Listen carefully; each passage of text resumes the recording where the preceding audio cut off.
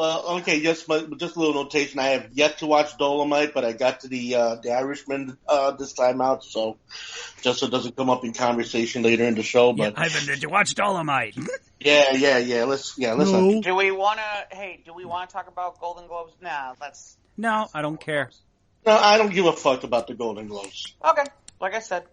And what else? Okay, and can we make a comparison between the Tom Hanks Beautiful Day in the Neighborhood against the actual documentary that took place? We can't if anybody saw it. Oh, yeah, okay, well then we'll skip that. But no, I'm just saying it's a topical situation. Why? Where it's just like, okay, I mean, how do you feel about the fact that people are really hoping that the Beautiful Day in the Neighborhood is as good, if not, well, it can't be better, but I mean, is it as worthy of its content? You know, I mean, since they did the documentary, we could. I would have no idea how to answer that question because I can't compare the two. I can't compare the two yet. I haven't seen the Tom Hanks version. But people say it's good. I mean, it's good. Yeah, I mean, and of course, I know I mentioned in the one of the earlier episodes about the fact that he is actually related to Fred Rogers, which is crazy. Which I'm well, like, that's good on him, but it doesn't legitimize. I mean, that's a strange coinkydink. Yeah, that's pretty much all of it for me. I'm just like, oh, okay. And that's it then. Yeah, okay. Yeah. Okay. Yeah, I don't remember Fred Rogers ever having a scene where there's a mule and a half naked lady. What? No, but Bachelor Party. You never saw Bachelor Party? Oh, Bachelor Party. Okay. Well, then of course there's no crying in baseball. There's that too. Well, I wasn't going to go there. Great. That Mr. That Rogers line. might have said. I love that line. Mr. Rogers might have said out loud. Yeah. But it's funny because they recreate in Clerks. I don't know if you saw it in Clerks 2. They sort of kind of try to recreate the bachelor party scene. Yeah. And it's like, and Jason Mewes is like, "Where's the girl?" And he's like, "Oh, she's right here." And the girl is the donkey. And I'm like, Kelly could be a boy's name too. Yeah. Okay. No, this is wrong. God, the Bachelor Party. Wow. I totally lost my train of thought there for a second. Okay.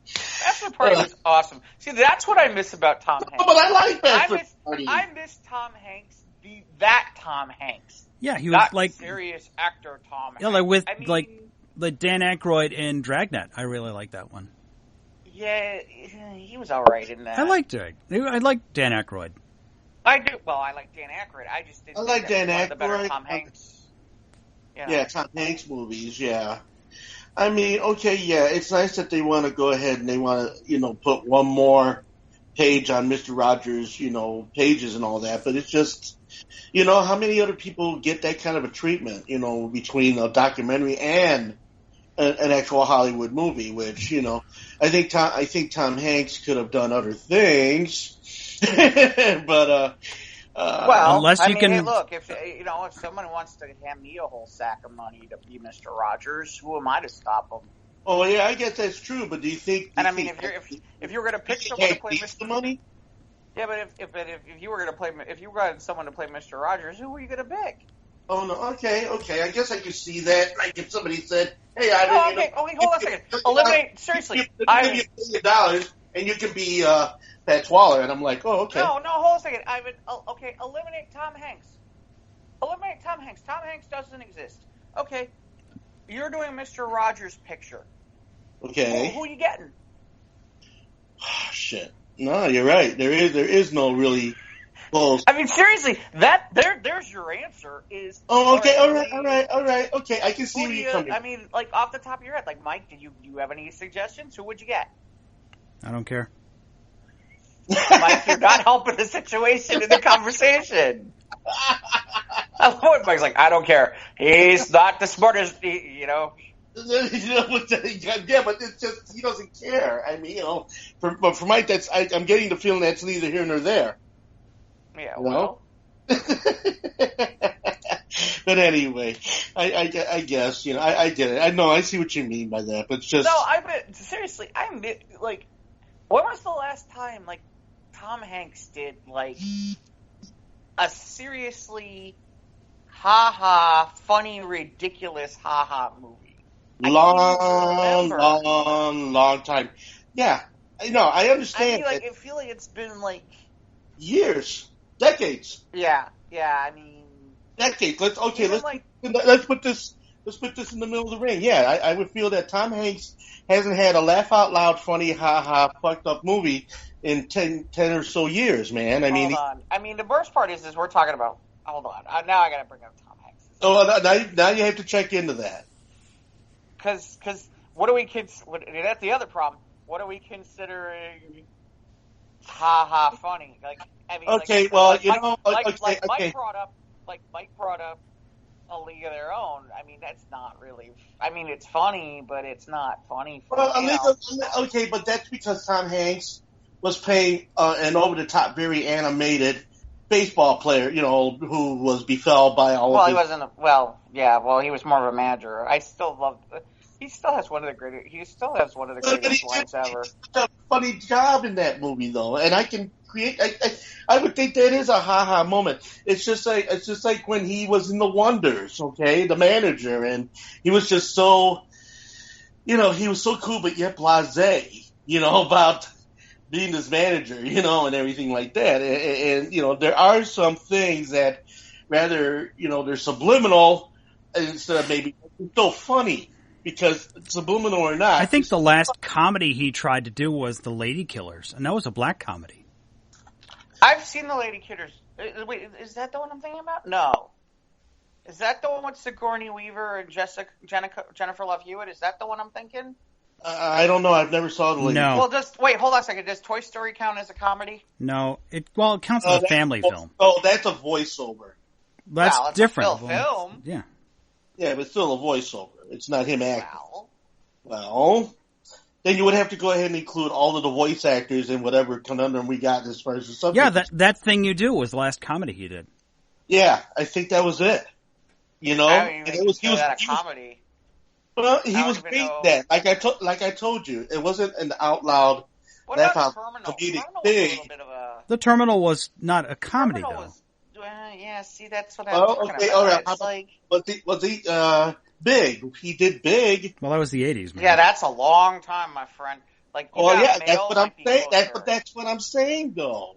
It's been a long time since he's actually done an ass-kicking, laugh-out-loud funny movie. Yeah, A League of Their Own, I guess, was 92. I think that was the last that's comedy. Yeah, that's what I'm talking about. I mean, like, here, ready? Turner and it was 89. Ugh. Okay, it was pretty bad. But that's the last. It was funny, but it was funny. Yes. That I'm like off the top of my head going, yeah, okay, that's definitely a comedy. And I'm not saying that was great. I'm just saying. Not to say it was a good comedy, but it was comedy. Yeah, I get you. Right. Somewhere around. I'm just kind of looking at his filmography. I mean, honestly, the seriouser stuff starts with Punchline 88, and then he's still got a few little comedy things, and then Bonfire of the Vanities is 90, and then there's some stuff where he kind of transitions because you got your League of Your Own, you got Sleepless in Seattle, and then Philadelphia hits in 93, and then he becomes like this. Well, That Thing You Do was 96, and that was like a comedy drama. Person, I don't think of That Thing You Do as a comedy. I don't think about it that way. Okay. Well, the thing about it is, okay, for me, of course, Mike tipped me to the tip on That Thing You Do and everything. And then when I went and I saw it and everything, I found a lot of what was in the movie very familiar to what I was doing in the music industry at the time. So I got some of the subtext. Oh, it's a phenomenal movie. There's no question. I'm a big fan of That Thing You Do. It's a good, solid movie. It's a good, solid movie. And like I said, this is a case of, this is not ha-ha, laugh out loud funny, but there are certain moments within the core of the film that kind of make you raise an eyebrow and okay, yeah, that's right. You want to hear a good one? You want to know what one of the projects is that Tom Hanks is working on right now? What's that? He's supposed to play in 2021. He's supposed to play Colonel Tom Parker in an untitled Elvis project. That's right. I forgot about that. Okay. He would have to go ahead and do a number of things in order to fit into that role. That's not a face role. I mean, Colonel Tom Parker was an ugly motherfucker. No. You would know more. You would know more than Mike or I. I mean, we were pretty young. I mean, by I'm just by that point, it was fat. Yeah, Elvis, Randy Quaid played him, I think, in the miniseries. Yes, he did, and I think Randy Quaid is a little bit more equipped to do that than Tom Hanks. I'm sorry, no offense. I mean, my first Elvis memory is my mom's watching some concert. I think it was in '75. And it's him in that fat ass white jumpsuit with the sequins. Well, yeah. Well, that was the abysmal Elvis period. It was in the 70s, right? Yeah, that was in the 70s. I mean, it was 2 years before he, keeled over. It was just like, My parents saw him live in '74. He was still good back then, but then after that, he started that decline. Well, I mean, after he turned 40, it was just like, I don't know, maybe in his own mind, it was just like, man, shit, this is just too much of a thing. And, I got Colonel Tom Parker who's taking half of everything I make, won't let me tour anywhere else in the world because he doesn't want to fly. And it's just a lot. It was rumored that he didn't want to leave the country. Well, yeah, and the thing about it was that, with Elvis, and Colonel Tom Parker. I mean, everything Tom Parker produced, and I have to be fair. Okay, he made Hank Snow famous. He made Eddie Arnold famous. Okay, in the country field and everything, and both of them are stellar classic country artists who, of course, are still being appreciated today since then. And then, of course, when he picked up getting the contract from Steve Scholes and working with everybody at RCA, it was just like, yeah, it was a fit. But he goes, boy, you on my label here now. Y'all want to be a star? All right, half of everything, and I do mean half of everything, and half the merchandising, half the movie deals, half. I mean, Colonel Tom Parker was not, this. I mean, he was a Bengali, just, right from the carny, man, Hey, see, the only thing I keep thinking about when you talk about Colonel Tom Parker is Colonel Sanders. Well, yeah, now you're thinking about him selling chicken too, but. Yeah, I know. By the way, finally got to the Popeyes chicken sandwich. Okay, and okay, let's get your review on this because I've already had several since. So I gotta be honest. I'm not gonna go fist fight and blow up an entire Popeyes for it. Of course not, man.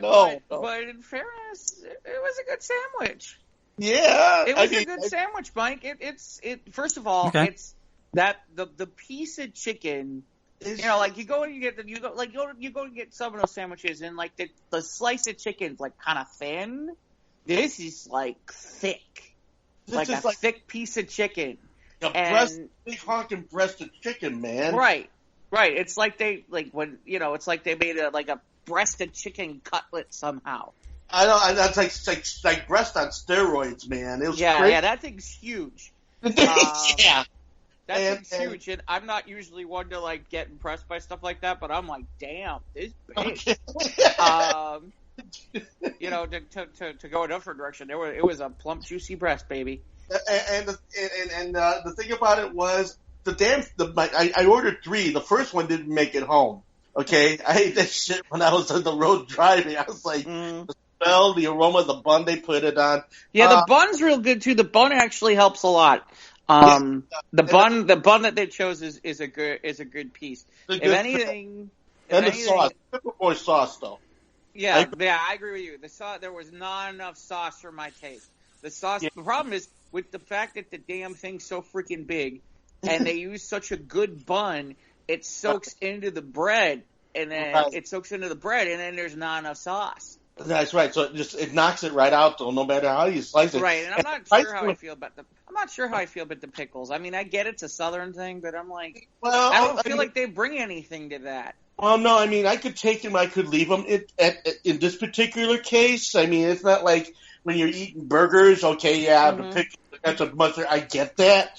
But as far as like chicken breast is concerned, if I never see another pickle between the bun and the chicken, it wouldn't make me never mind. Did you have the normal or the spicy one, Jeff? Oh, I got the normal one. I'm not getting no spicy one. I'm not that dumb. I did the spicy one, and actually the spicy one is not fall on fire, set your mouth on fire, blow out. I wasn't gonna find out the hard way. Hot. No, it's got a nice little It's got a nice savory type of like real not hinting, but just a little more than a hint of spice, but not hot spice, but just tasty, very very tasty. Okay. So it's not like you're biting through a whole bunch of jalapeno peppers or chipotle peppers. You're gonna sit there and your brain's gonna fry. It's just one of those really really good, nice. It's just like Popeye's spicy breast. If you buy the spicy breast, it's kind of along the lines of that, but not quite as much. So yeah. I can't speak to a lot of the Popeye stuff because honestly, usually their food kind of makes me sick. They're regular chicken. But this was okay. I will say that I think the reason why I could care less about the pickles is there ain't enough sauce.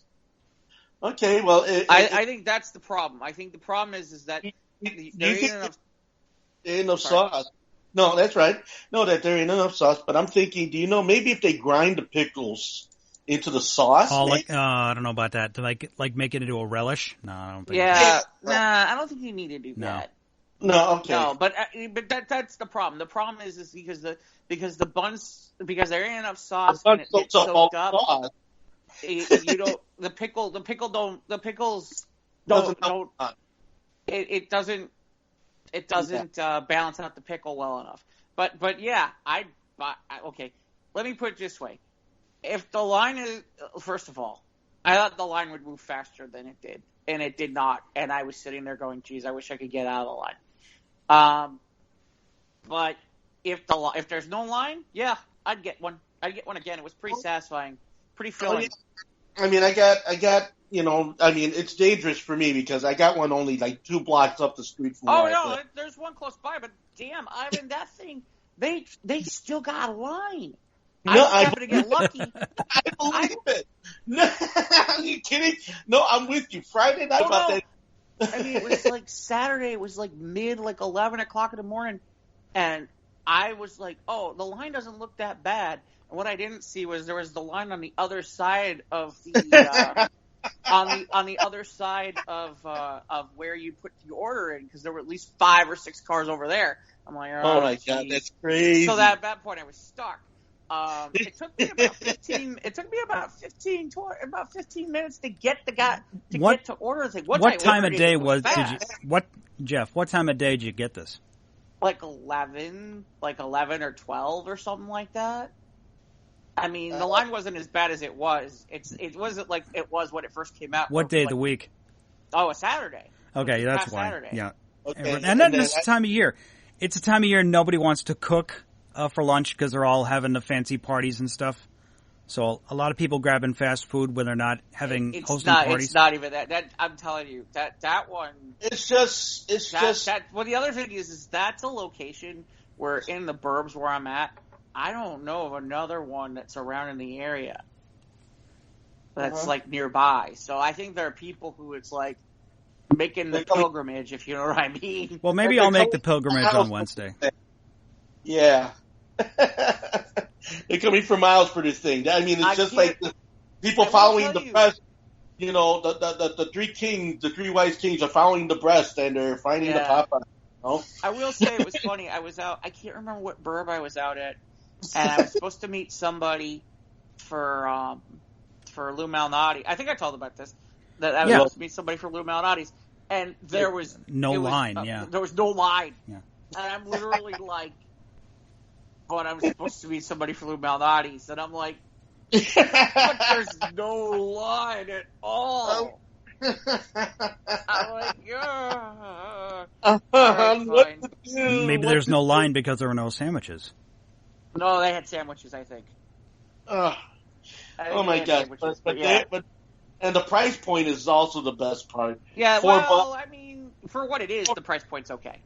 Yeah, I mean, $4, you get a burger, you get a, and for the price point, yeah, it's very comfortable for most people. So I gotta be honest with you, I like that better than Chick-fil-A. Yeah, I mean, I've had Chick-fil-A, and I'm not impressed by Chick-fil-A at all. I mean, I like Chick-fil-A, but okay, a quantity over, quantity, it's kind of like, Popeyes has it, palms down. Hands down. Hands down. Palms down. You know what I mean? It's funny. I guess McDonald's is trying to work on creating one now too. Oh yeah, just like New York is trying to make their version of the bean. Oh boy, everybody's jumping on. Well, Houston has one, right? Houston has a bean. Houston's had a bean for a while. Oh shit! But theirs is. So their idea, is that what you're telling me? No, but theirs is different. Theirs is vertical. Oh, okay. So it looks like a jumping. Theirs is vertical versus ours is horizontal. Is it silvery, like liquid metal? Yeah. No, it looks like ours, except theirs is perpendicular. They've had it for a while. But I don't. Okay, guys, excuse my ignorance. What is it? Art? Is it is it a statement of sorts? Is it a geometrical sensibility? Yeah, it's a beam, but what is it? It's like the Picasso at Daily Plaza. It's just there. It's a place. You know where it is, Ivan? Hey, I want to meet at Millennial Park. Yeah, sure. Where do you want to meet? The Bean. Okay. Yeah. So it's a marker. It's a landmark. Oh, definitely, it's a marker. Okay, all right. Definitely a marker. Okay, a point of interest type of thing. It's kind of like the biggest ball of twine in Minnesota. Well, no, it's not like an attraction. Well, it is an attraction. It's like a landmark. It's something you get selfies with, I guess. Yeah. No, absolutely. Like, okay, you take your friends are in from out of town. Where do you want to go? Oh, we got to go to the Bean. Right. Okay, I get it. So it's kind of like like if you go to you go to Death Valley, or you go to the monuments, or it's like when you got to go to Wrigley.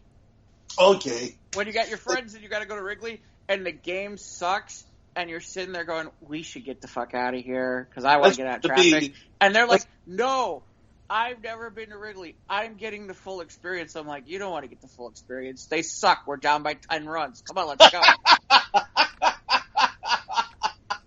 Let's go. No. So let's go to the Bean instead. Yes, let's go to the Bean instead. Okay, all right. I mean, all right. Maybe it's guess, like going to Sears Tower. Okay, yeah. Excuse me, it's Willis Tower now. Is it the Willis Tower? I don't know anymore. Willis Tower. I thought they ran out of money.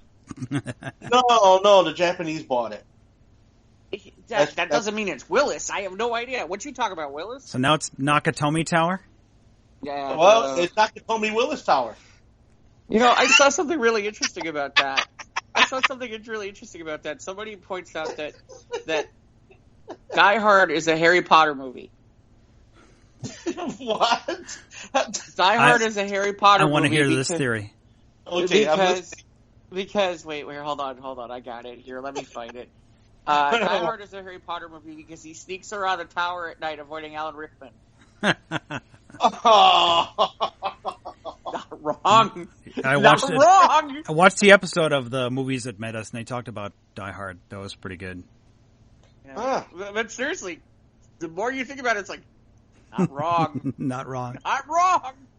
It's like, ooh, that's rough. Couldn't be any more wrong than that post I saw of all those toy fails, which can be cracking up. I sent it out, and just have you seen them? I mean, you checked them out, right? The what? They were the toy fails. You put an oh wow sticker on it, Mike. Remember?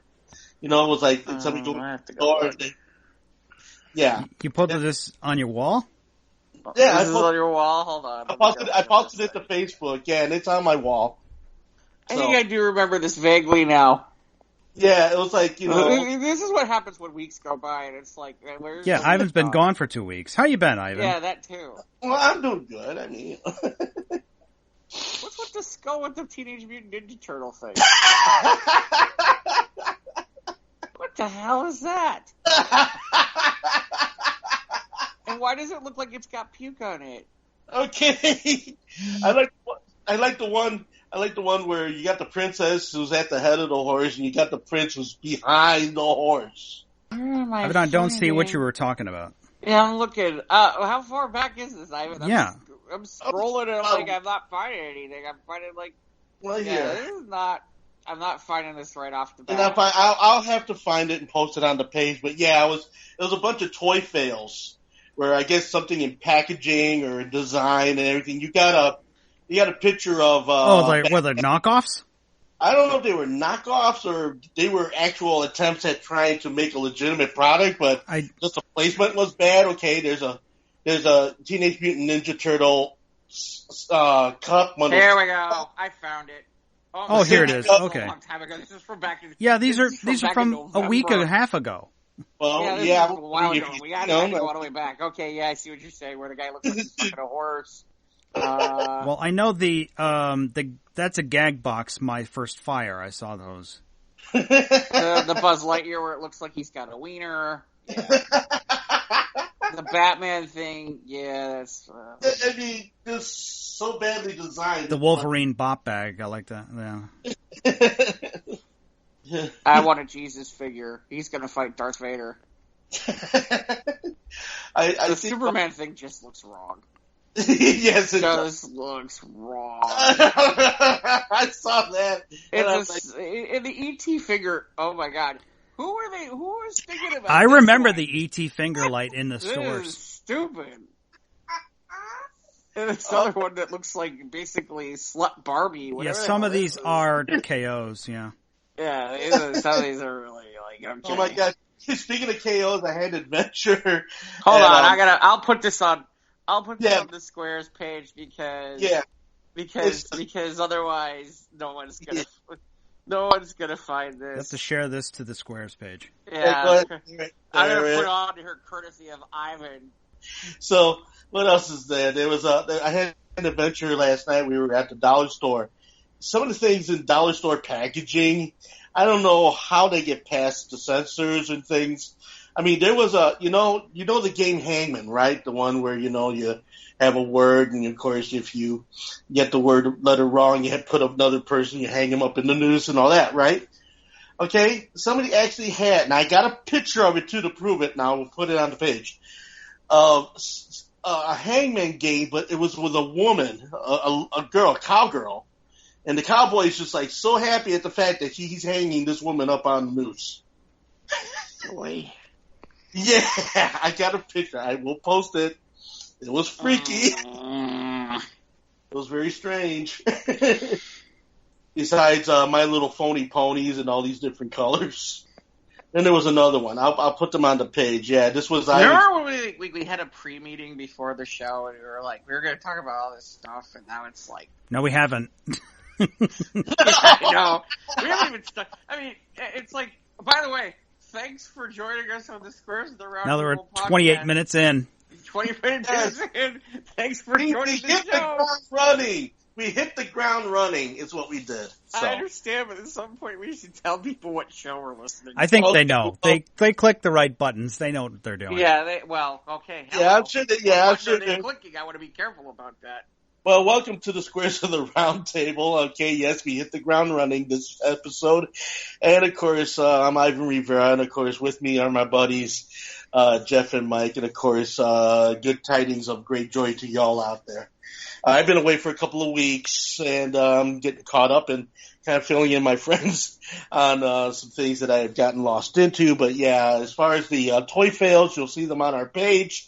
And I've got some even more freaked out pictures I'll show you on our page, which, I mean... we want listeners, right? What now? We want listeners. We want viewers and listeners. We want listeners and viewers. We don't want people. There's nothing to view, but that's okay. They can view the page. Yeah, I mean, one of these days we'll have to televise this. We'll have to at least do one. So Ivan, how you been? What you been doing? Anything fun? Well, just out there, just spinning my records, hanging around at Electric Jungle. Yeah, that's right, 1768 West Greenleaf in Rogers Park, and doing the groovy thing there, and hanging out with my I guess I could I'm doing air quotes. My niece Ida, how you doing, sweetheart? My brother's John's little baby girl. Spent some time with her this week. That was wonderful. Had a great time. Holidays were cool, and I had some chaos behind the scenes, but we won't mention them here. But everything is back to normal now. But everything is good there. But as far as everything else, yeah, just rolling along with the season.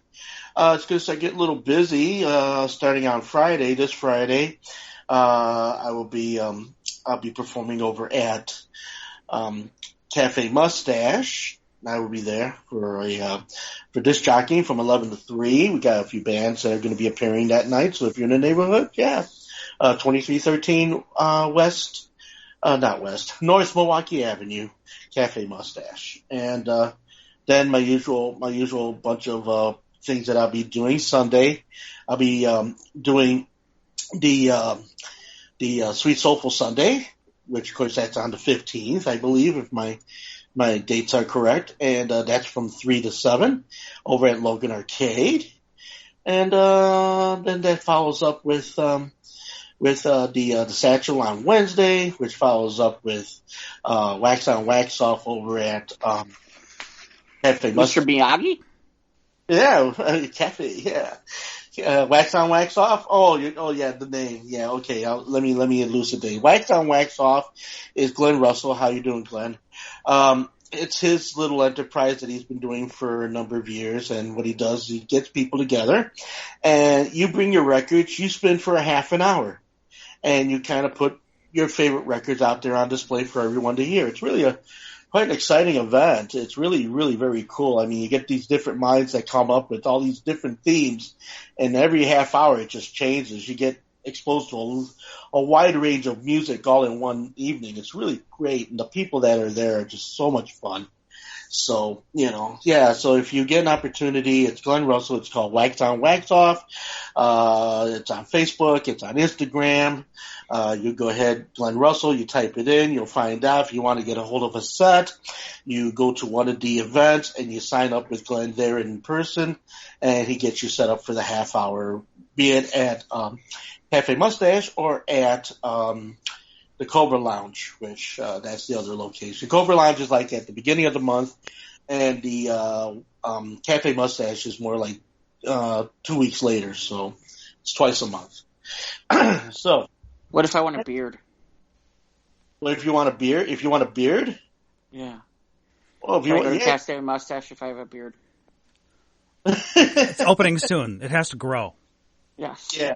Yes. Well, I've got me a beard right now. What kind of mustache do you have to have? Is there you can't have like the twirly bad guy mustache, right? You can't do one of those. I see you with more of a Hulkster mustache, Jeff. Yeah. Oh, brother. Yeah, I can see you with that. Hulkster going back into the WWE Hall of Fame again with Oh. the NWO. Well. So there you go. Anyway. Yeah. I don't know why that came up, but because Hulkster. Got it, yeah. Yeah, also because we came up with mustache and everything like that. I got a whole beard on my face right now. I'm actually going to do something very special for someone, so I'm letting my beard grow, I'm assuming the role, unlike Tom Hanks, going to assume the role of Colonel Sully? Well, I could be Sully, but no, Santa. I'm going to be playing Santa again this year, so it's really cool. I enjoy that. You're a good Santa, Ivan. Very jolly. Well, Jeff and Mike. I'm not sitting on your lap. Okay. That's up. No, not at all there, Jeff. I would bring a limousine for you. Okay. And a Millennium Falcon for you, Mike. Okay. Yeah. It's okay. You got some practice in. That's good.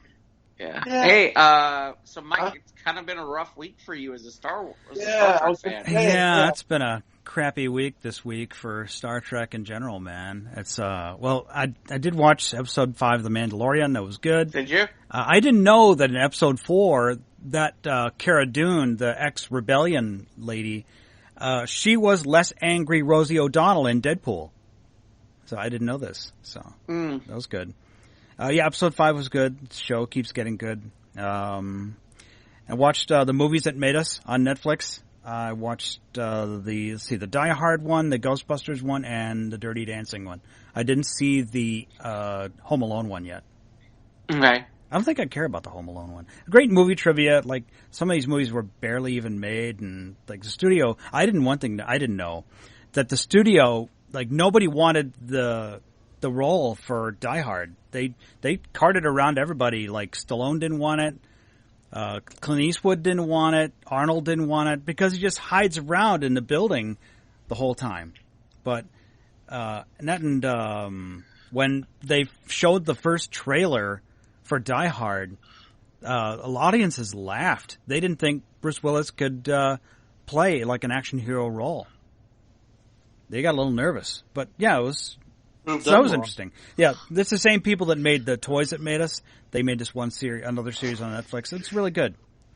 But yeah, Star Trek. Yeah, we've suffered some losses this week, man. We lost DC Fontana, who did a ton of writing for Star Trek and other TV shows in the 60s and 70s. Lots of TV writing in the 60s and 70s. But she had to assume her name, DC Fontana, not Dorothy, because otherwise she wouldn't have got as many jobs back then because she was a woman. Because the way women were treated back. Yeah, that's why she had to call herself that.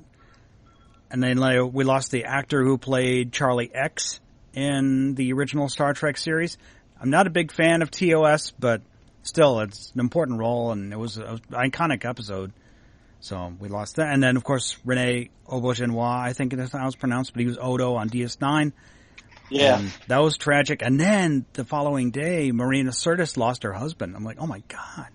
Well, I mean, I kind of want to go back to, I think it's Auberjonois, is it? Or no? No, it's French sounding. Auberjonois! I could do that. Well, no. Yeah. No, but I think you did a good job on the translation. I think so. Yeah, no, I mean, it's interesting because, obviously Deep Space Nine, but, there have been that guy's had a... And from Benson, he's done lots of other stuff. Well, and then he was on Benson, I remember him. Well, and he was on Boston Legal with the greatest William Shatner character ever, which is Denny Crane. I don't know if you've ever seen this show. Oh, no, I've seen the show. I've seen just a little bit of it. I've seen the show, I know. Okay, I mean, it's just Shatner getting to do stupid shit. Right, exactly. And I swear to God, it's the funniest thing I've ever seen. He might be one of the greatest characters of TV, is Denny Crane. It's like, Denny Crane! Denny Crane! In some ways, it's like, he's been on, between Benson and Deep Space Nine and Boston Legal. I didn't even realize he was in Little Mermaid. Wow. Yeah, apparently, he did a voice in Little MASH. Mermaid. And, it's funny now that I see this, I guess he was in one of the Police Academy movies. I think he was a bad guy. He might have been. He's done a lot of bit roles. Yeah, in movies he was in TV. Batman. He was in Batman Forever. He was in one of the I forget. He was like a straight-laced Starfleet officer, I think, in one of the Star Trek 6 or something like that. He might. You know what's funny? I'm not even seeing that one on here, but I mean, But that's very he was very on tragic. Snorks. But he was on he did a lot of stuff for Hanna-Barbera. I think he was on the Superpowers cartoon with Darkseid's lackey. Yeah, I think Johnny so. Quest, the Superpowers cartoon. Yeah. There's a lot. He did a lot of stuff for Hanna-Barbera. He did Inspector Gadget too, apparently. What's that? Damn. He did Inspector Gadget. So he worked for DIC. Is that the cartoon or the live action movie? Oh this? no, the live action with what's his name with Matthew Broderick. Oh, never saw it. Okay. Okay. But yeah, very tragic. And he was in the DS9 documentary they made last year. So DS9 still to me probably my favorite of all the Star Trek stuff. It's a close second for me. But he was a great character, great foil for Quark. Yeah, we lost Nog and Odo this year. That's terrible. Yeah, somebody should check on Quark. Yeah, our poor Armin. It's funny because that guy. So Paul Armin, ironically, Armin Shimmerman. Yeah. What's his name? The guy who plays Quark, ironically, ends up on Boston Legal as a judge. Yeah. It just as on his own, and it was really funny because they had scenes together, and they'd play off of that stuff too. Mm-hmm. Yeah. Like for some surgery, I can't remember what all of it, but yeah, they'd play off of that. It was kind of funny. Yeah. But yep. Yeah, other than that, we've got our decorating done. It's been 5 grueling days of converting the house into Christmas land, but it's complete. Well, I mean, before we step away into the holidays festivities, I also want to make a note of people who have left us, and of course, I'm sure you probably know who I'm going to talk about, and that is Carol Spinney, who played Big Bird and Oscar the Grouch, who passed away this week as well. And that's terrible, man.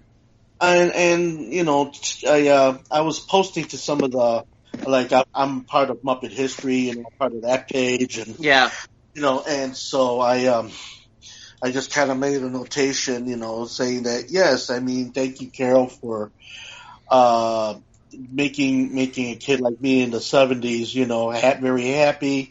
You made characters that I could relate to. And rest in peace. You know, I just kind of did a little short thing there, but yeah, and it just it impressed upon me, you know, because right up there with Mr. Rogers, you know, the Electric Company, Zoom, you know, and all the rest of those early 70s televisions that kind of took a different angle towards education, and the fact that Sesame Street addressed so many different things within the realm of that televised community. I mean, it was, for many people, you know, to kids, it was a real place, and all the things that they did. In fact, one of my favorite stories, you know, that I just recently read was that Fred Rogers asked Spinney to come to Mr. Rogers' neighborhood. And Mr. Roger had asked, you know, Carol, could you take off your costume so that way the kids at home could see how this is done? Carol refused. He says, Mr. Roger, with all due respect, if I take off my costume on television, the illusion of who I am gets lost and the faith leaves. So, no, Mr. Rogers, I can't do that. So Mr. Rogers in turn said, well, I can't have you in my little house, but I can have you in the land of make-believe, which he made happen. There's a clip going around of that as well, which, you know, for somebody, a puppeteer who had such dedication to the cause and being, you know, from all tributes, you know, being a soft-spoken, you know, well-mannered man, to give 50 years to a character, you know, to 2 characters, you know, to make Oscar the Grouch made it all right to be grouchy once in a while. He made it all right that, yeah, we all get a little mad. We all get a little upset. We all get pissed off at something. And then here you got this bird that's so full of wonder and childlike and just wondering how things, you know, come together. So, you know, one person with 2 very distinctive talents to encompass that, you know, it's no small feat. So Carol, you know, I mean, a lot of people are making tributes to you. A lot of people are looking up to you. They're reading your stories. They're watching your videos, and they're doing what it is that they're doing. Much in the same way, we also lost another icon, Lil Bub. Lillian Bubbles was her name, and probably the most iconic cat in the universe. And I had a joy. Can I elucidate a story with Bub since I knew him? Sorry. Yeah, you met him once. You met her once. I met her once. Okay, well, it was at an event over at Logan Arcade, and they were raising funds for the animal shelters, and such. I mean, it's already been reported multiple times. Yes, that Little Bub in her career raised over $700,000 for animals, special needs animals, and such. I mean, her presence was felt far and wide. I mean, yeah, a lot of people would like to dismiss it as, oh, it's just merchandising, this, that, and every other. You know what? I'm pushing all that aside because having an opportunity, me and Julie had the opportunity that night to go down into the inner workings of Logan Arcade, and we got to spend real time with her in person in her little spaceship. There are videos out there if you're interested in seeing what this is all about. And it was one of the most wonderful experiences, and it brought all of these people together and made so many people happy. And I can't help but feel very grateful that I had the opportunity to spend that very special time with Lillian Bubbles, Little Bub. So all I can say is I'm sure the people down here on Earth are going to continue her work, her vision, and for all the animal owners out there, wherever who hears this broadcast, I mean, make it your situation to support animals. The special needs animals, the animals that have been picked up by the local places and such. And yeah, you know what? Instead of buying an animal, adopt an animal. You know what? If you can adopt a special needs animal, adopt a special needs animal.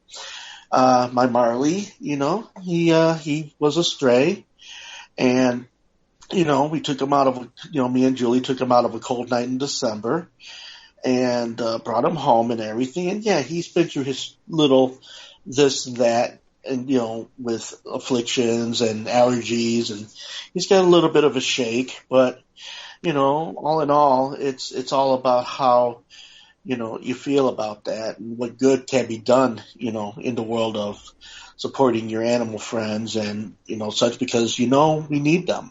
Yeah, and we need them, and not just not just cats and the dogs, but every animal. Possums are now exploding on the internet all of a sudden as being, the savior animals of the week. I mean, but all animals count, because doesn't all human life count? I guess it should, right? So anyway, yeah, there's my little soapbox thing there with Carol Spinney and Little Bub. So wait, did Carol Spinney play him all the way through until recently? No, I think he retired a few years prior. Because I was going to say, I don't know if anybody caught this. I guess Big Bird was on Lip Sync Battle this past May. No, that wasn't Carol Spinney. No, that wasn't Spinney, no. But I do think it's kind of amusing, because it's like he was on Lip Sync Battle. Apparently he did I Got a Feeling and Michael Bublé's I Feel Good. Yeah, he was, I think, for almost 50 years, he was Big Bird. Yeah, and I think he retired. Well, how can it be 50 years if they're only getting to 50 years now? 67 was when Sesame Street started. Right, but they're doing the 50th anniversary of Sesame Street this year. Yeah, see, because Sesame Street in its inception started in 67. Sesame Street as the program started in 69. Okay. So 69 to 2000, 69 to 2019, there's your 50 years. And of course, Spinney did it all the way up until I think it was like a year and a half ago, because he suffered from dystopia, and he had a problem moving around. So yeah, he retired, and he ended up doing what he always wanted to do. In fact, there's a beautiful picture on Facebook floating around of Big Bird actually flying over a bunch of fields and everything. And the caption read, this was something Spinney also did. He was also a great artist and such. And the caption reads, I can fly in my dreams. Well, you are flying, man. Flying above all of us there, Carol. Thanks so much, man. appreciate you for. Yeah, and there's I think there's news now. I think they're talking about putting Lil Bub's ashes in a satellite. Yes, Yeah, absolutely. Yes, that has made the Ethernets. Yeah. And if they do it, what a befitting tribute to an animal who for 8 years brought everybody together and just amended so many wonderful causes. It's great. It's great. And yeah, I got to watch her, eat her yogurt and hang out in her capsule. And I got pictures. I'll send them out to you. I might go ahead and put some pictures out there to the Facebook and Instagram pages as well as our pages as well. These are very special pictures to me, and I feel they should be shared, so I will do that and make that happen. So yeah, and did you know that Lil Bub made several albums too? Yeah, I think we're like the only people on the planet who have not made albums.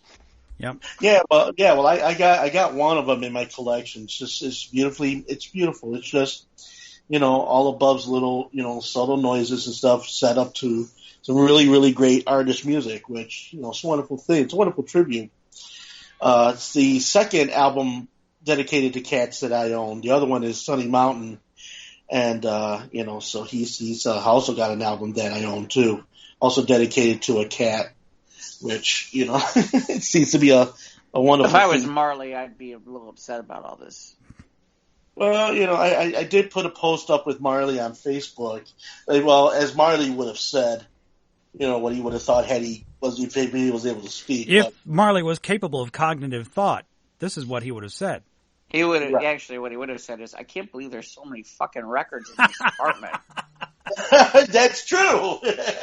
The other thing he would have said is, "Look, I've been cockroach." Oh.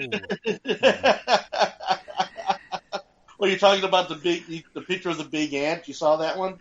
No, weren't you the one who was talking about you were having an infestation a while back? Or? That was a few months ago, man. Yeah, that was a few months ago, man. Is that finally done?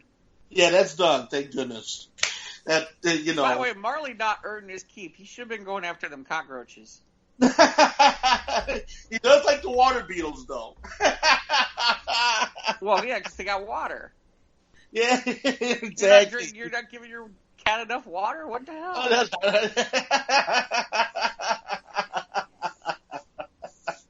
Oh, he's just a mischievous child. No, really? Yeah, man. He's the owner all over again. So anyway, yeah, okay, I'm sorry. I totally took you away from your wondrous... So what have you been doing, Jeff? No. What have I been doing? That's a good question. It is a good question. I am still waiting to hear back from the TEDx people, which is like any day now. Come on. Anytime you want to get back to me. So I'm kind of working ahead a little bit on that. We'll see. Even though I don't have any clue about where I'm at with that. And Can I tell you something, Jeff? You are probably the best dressed man I've ever seen. Okay, not right now. I'm wearing t-shirts and a freaking. Oh no, but I'm just saying. I'm just saying you were on this performance challenge, and I've seen your pictures. Mm-hmm. I'm like, damn, I wish I looked that good. It's funny because I only have a certain. All right, so now I have to admit something that I really don't ever want to admit out loud. Oh no, I'm sorry, didn't mean to open up a can of worms. Oh no. So I really only have I only have 3 ties. Okay. And the reason I only have 3 ties is because they're all cheater ties. Oh my goodness! You can't tie a tie? You know what? Here's what happened. All right, tell us what happened. My dad used to do it, and he it started as a kid. 'Cause my grandfather used to like to do it, and he really enjoyed doing it. So I let him do it all the time. Yeah. Okay. And then as I got older, my dad liked to do it. Oh. But you never learned yourself. I used to let him do it, and then every time I had a job where I needed a tie, I had just gotten to the point where I had figured out how to tie a tie. And then I didn't have a job that needed to tie a tie anymore. And then you forgot how to do it. And I forgot how to do it. Oh. So it's one of those things where I'm kind of like... So you just have a clip-on. So right. Well, it's not even a clip-on. It's just kind of one of those things where it's all you gotta do is zip up, go, boom. I don't even have to clip. But the thing is, you know, I mean, I saw you in them suits and everything. Like, damn, this dude cuts a nice figure over here. Look at this shit. You know, everything's all everything's baggy on my ass. Don't kid yourself. There's still some work to be done, but I appreciate it. Yeah. Well, you know, unfortunately, you know, I hate to say it, when I gotta go out and I gotta speak. Unfortunately, they don't let me wear sweat. Well, that's not true. I did have one speech where I got a chance to wear a hoodie and sweats, and it was freaking awesome. Rapping? Was I rapping? No, I wasn't rapping. No, I wasn't rapping. I really admit, though, it's funny because, like, I get the pictures back because, like, that was a good night for me speaking. And, like, I'm looking at them like, wow, I look like an ass. It's like I look like a transient in these pictures. How do I use these? Oh, I don't. Okay, never mind. That said, I was really comfortable for once. I mean, it's like, okay, I don't have to like wear anything but gym shoes and a pair of sweats and some hoodie, and this is the most comfortable I'm ever going to be. Okay. When I get a chance to speak in front of people. T-shirt and blue jeans most of the time. So. Yeah, you know, it depends on who you're going to. Like, if I ended up ever speaking in front of like Google, I don't think that they allow you to wear like a suit and a tie, rent a or tuxedo. Like that.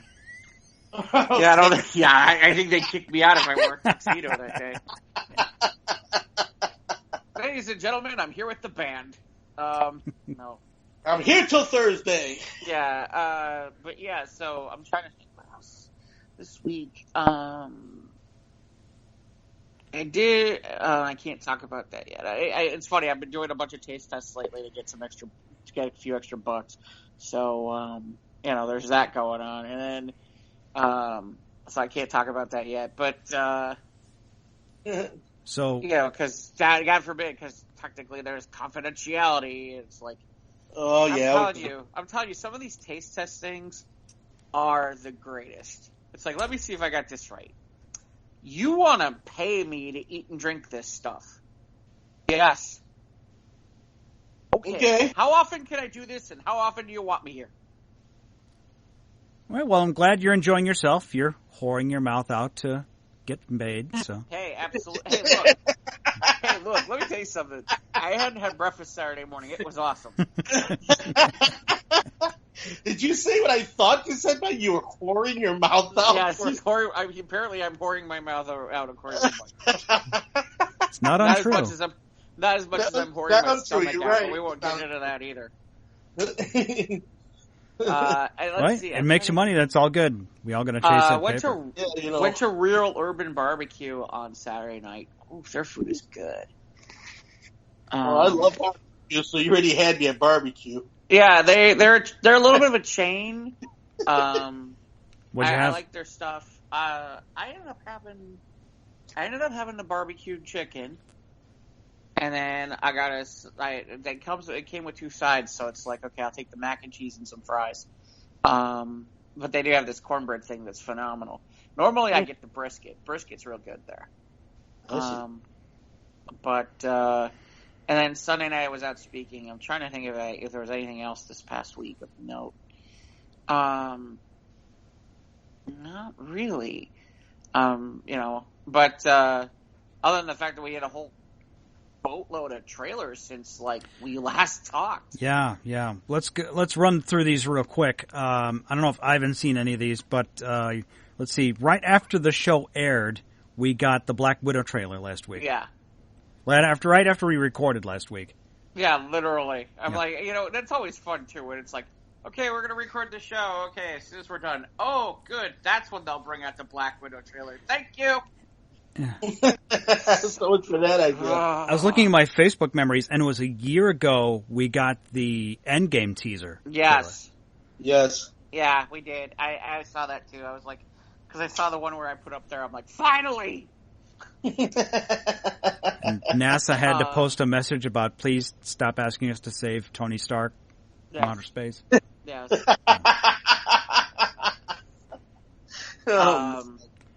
But yeah, Black Widow is like, I'll see it, but I think it's just a little bit too late, I think. Because a lot of people be all like, wait a minute, she's dead. I'm waiting to see where that goes. Yeah. I'm waiting to see where that goes. And then there's backlash from I don't remember what the character is, the old guy who looks like he's got the dad bod, who's wearing like the superhero outfit in the trailer. I don't remember who that is, but no, I have no idea. I don't remember what character that is. It's kind of obscure for my taste, and I don't know that much. Yeah, there was some backlash stuff. I'm like, please. Let's see. So yeah, I'll go see Black Widow. I'm jonesing for a Marvel movie at this point. The Crimson Dynamo is the Build-A-Figure. I'm looking at the Marvel Legends wave. Yeah, that's what is it. Crimson Dynamo? Red Guardian is his name. No, I was gonna say not Crimson Dynamo. Crimson Dynamo, a bad guy. Crimson Dynamo is the Build-A-Figure from that wave from the Black Widow movie. Yeah, it's the other one that you mentioned, the Red whatchamacallit. Red Guardian, yeah. Yeah. So already there's the backlash about I don't know. Anyway, I'm all for superheroes with dad bods. I'm good with this. I don't have a problem with it. And I don't know what the hell everybody else's issue is, but yeah. Like what their issue is with everything that gets changed up or something, you know? Well, no, I don't remember. Some people are for it, some people are against it. I don't care. It's a movie. Shut up. Go away. Yeah, it's like, really, people, you know, if you can't hang, just take your toys and go home. You know? But yeah, it's fine. It looks interesting, and we'll get a little bit more of her backstory before it, you know, her story's pretty much been told now. So the next thing that came out, and I'm kind of laughed because before we started the show, I said to Mike, I'm like, yeah, the Bond trailer came out. What was your reaction? He's like, I haven't watched it.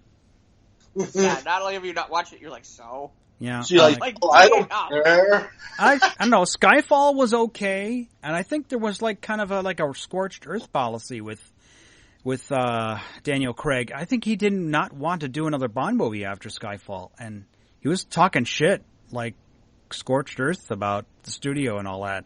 Because this was like 2 years of his life or something he was talking about. But, of course, he wasn't complaining about the tons of money they threw at him to make Skyfall. But he did a lot of his own stunts, and I think there was one time, like, maybe production was halted because he got injured. But, you know, I did like him in Casino Royale. I never saw Quantum of Solace because I heard it sucked. But I liked him in Skyfall, but I don't know. I'll see it, but a lot of people are given...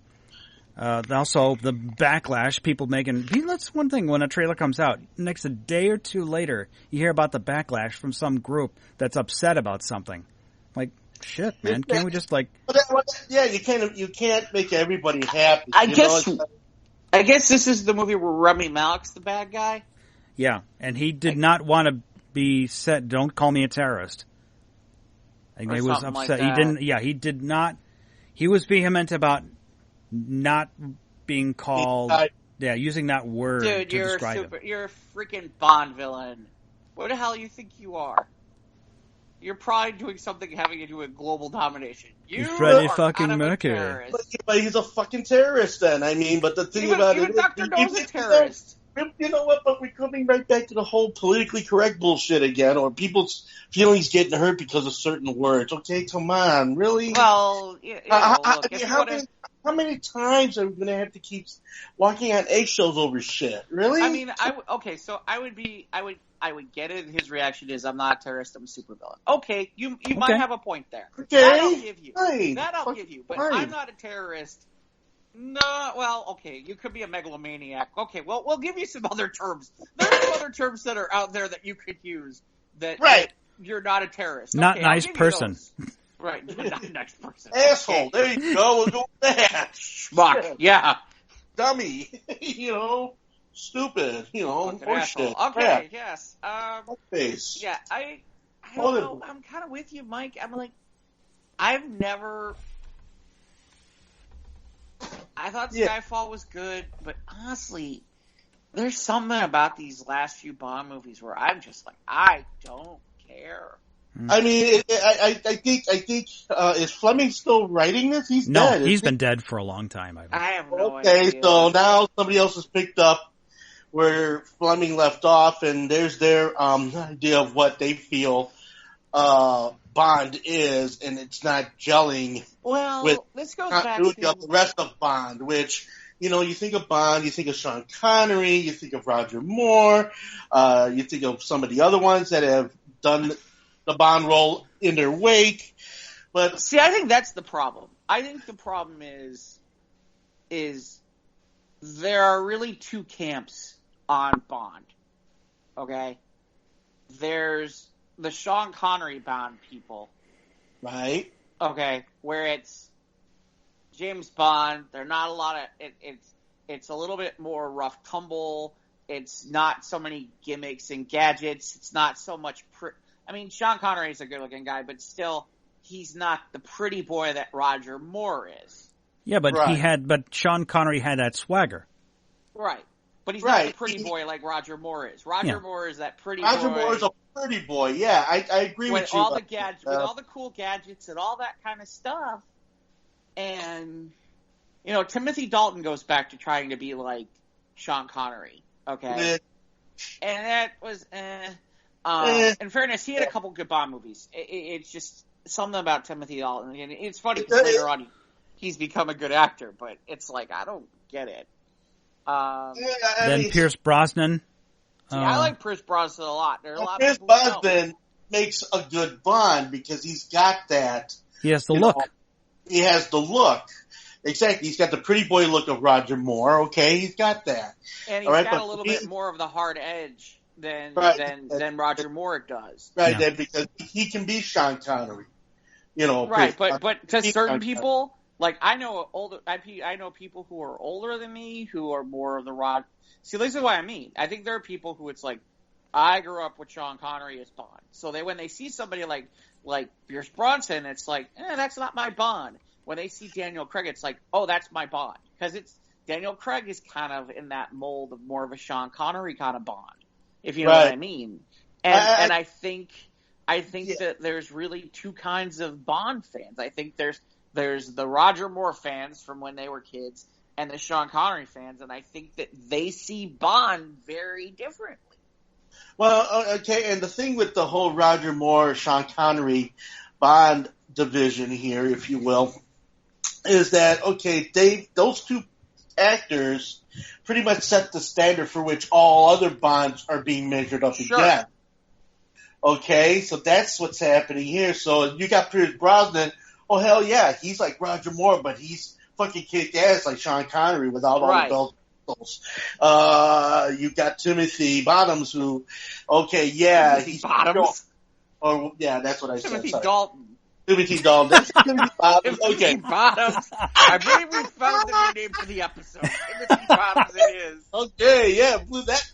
That one went out the window. Timothy Dalton. I love it.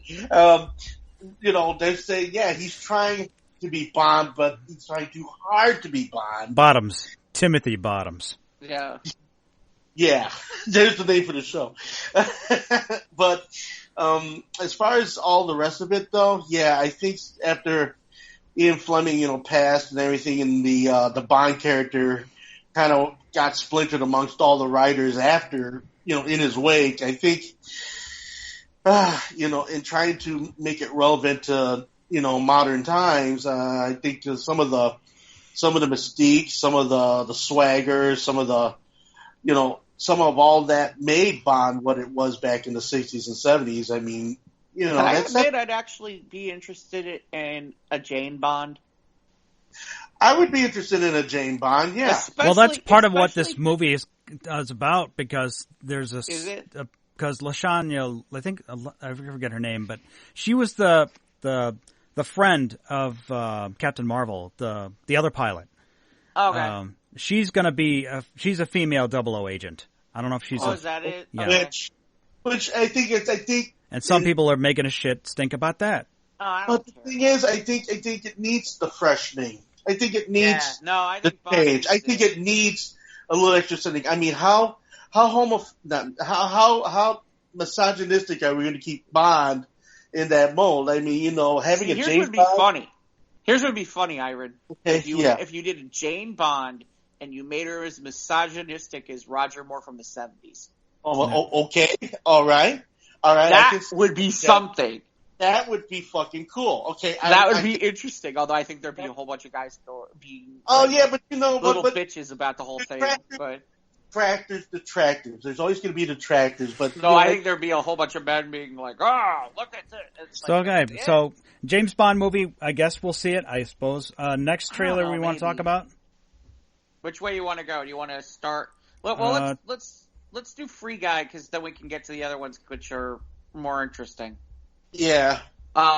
Free Guy. So Free Guy is the new Ryan Reynolds movie, and I guess it's based on kind of like video games like where he's like an NPC guy. And, like an epic action comedy. Yeah. He says he thinks this is his best. He thinks this is better than Deadpool, or at least that's a comment he made on the net. So I'm a little surprised. Well, he wants to promote the film. He wants to be sure people go see it. Yeah, but I don't. But I think if Ryan Reynolds makes a comment like that, you better be careful. If you lose your credibility if it's not true. Well, that's an awfully that's a big mouthful, man. Yeah, that's a big ballsy kind of statement from Ryan. Yeah. Reynolds. It looks okay. What did you think? Did either of you see it or no? I watched it, yeah. Oh, that was interesting. I don't know if I'm running right away to the theater for it. No, but it looks okay. I don't know. The premise is interesting. It kind of reminds me... I think they're getting off some of that Jumanji vibe, where it's like, we're living in a game, kind of thing. Or Ready Player One a little, too. Right, yeah. But not to that extent. Yeah. Man, I really want to watch Ready Player One again. I haven't seen that in ages. I feel like it's been forever. The Ready Player One sequel cannot come fast enough, by the way. They're making another one? I think so. I have no idea. But that can't come fast enough. Somebody would be smart to make... Honestly, I think... Isn't that a Warner Brothers piece? I'll tell you right now, if I was them, I would turn that into like something for your streaming services, Ready Player One. But yeah, I thought I don't know. I don't know how to feel about Free Guy. It's certainly intriguing, but I mean, in its point, are we catering to the geek culture here, the nerd culture here? Are we catering to a comedy head here? Yeah, it's Warner Brothers. Okay, so we're addressing everybody. All right. Yeah. Well, and the other part is it's Ryan Reynolds getting to be Ryan Reynolds again. Mm-hmm. It's kind of getting him. Always Will Smith. Okay, gotcha. Right. Well, it's funny because Ryan Reynolds didn't used to be that guy. For a little while there, because he was doing all those the romantic comedies. The romantic comedies, and he was actually showing he had some real acting chops. And then lately, it's back to Ryan Reynolds for being Ryan Reynolds. Well, maybe he's just looking to just put some air between the notes as far as his movies are concerned. Maybe it's just like, I don't want to do any more romantic comedies. Let me just do something that just lets me, let my balls hang out, and it's good. We'll do that. But did either one of you see Hobbs and Shaw yet? By the way, no, huh? No. So he's in that movie, which is kind of amusing because nobody. How can I say? That wasn't something that I was aware of, but he's in that movie, and he does a back and forth with The Rock, and it's fucking awesome. I mean, seriously. I was like, okay, when are we putting these two together? You could add Kevin Hart, and I'd be happy. There you go. And I'd watch this. I don't even know what the hell the movie is. I'd watch it. If it was Ryan Reynolds, Kevin Hart, and The Rock. Mm-hmm. You know what? There's your Three Amigos movie. Okay. There's your Three Amigos movie. That could be amusing. I'd put $15 into that. Yep, I would too. I'd watch that. I would put $15 with the front row and the popcorn to that. That could be. You know what? That's a really great idea. Who would you get for a bad guy for that? You gotta pick somebody like out of the blue weird. George Lopez as El Guapo. George Lopez. Yeah, but you need somebody really off the beaten.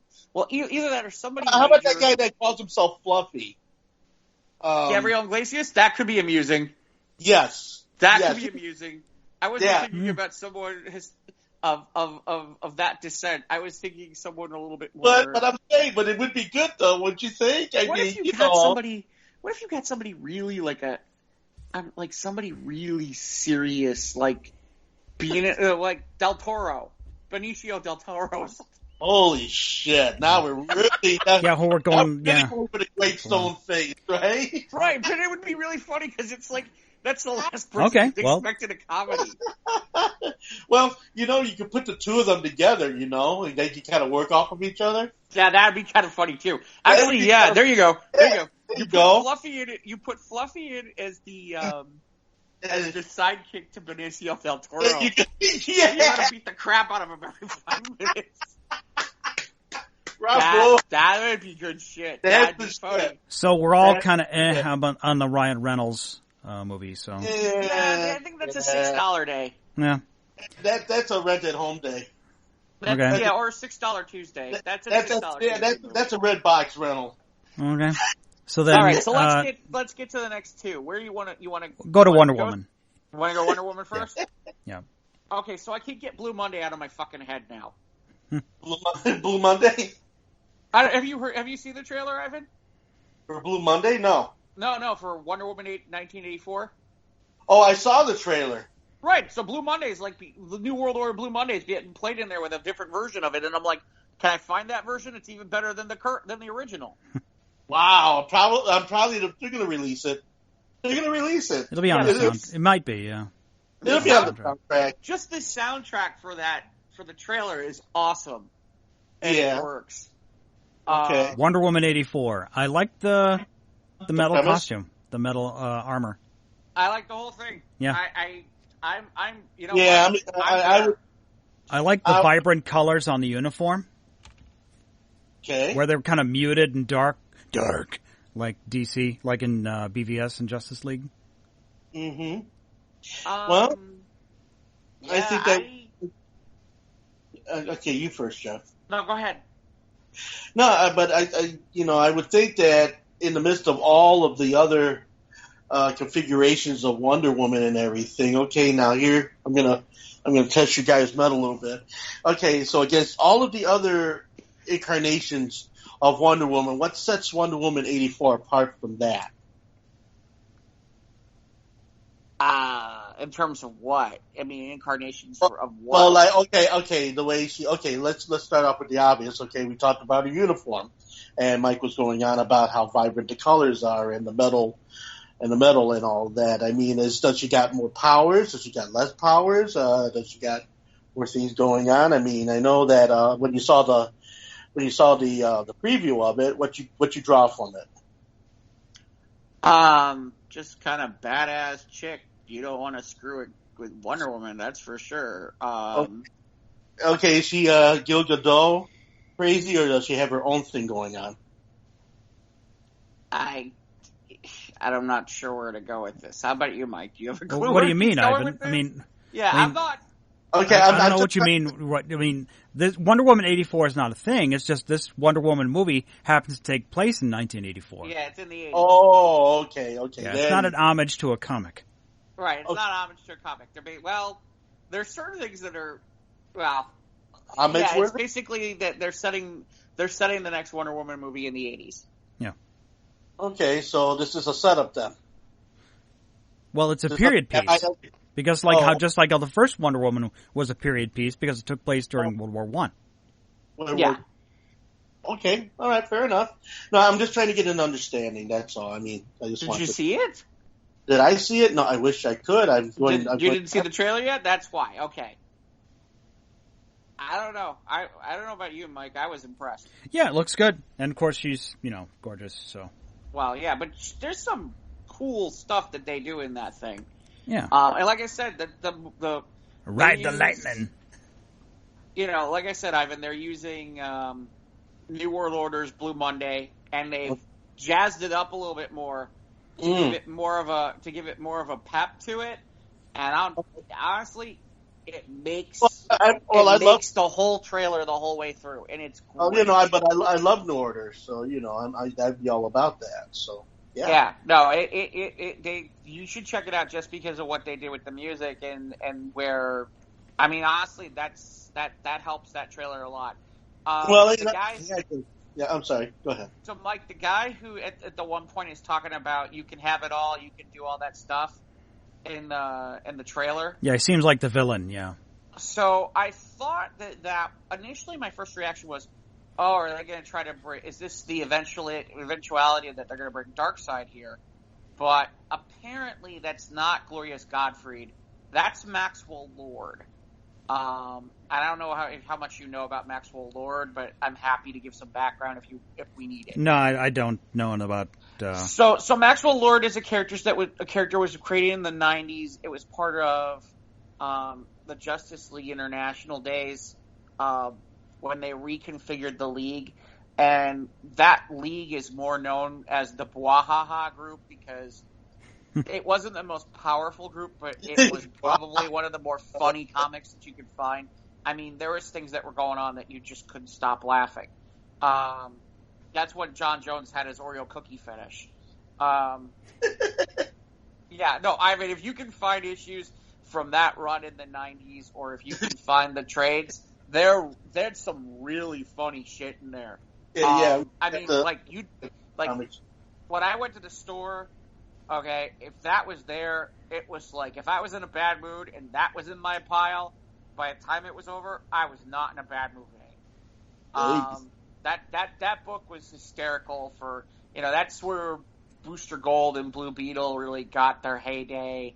That's where Guy Gardner really kind of, some of those characters really kind of really got their moment.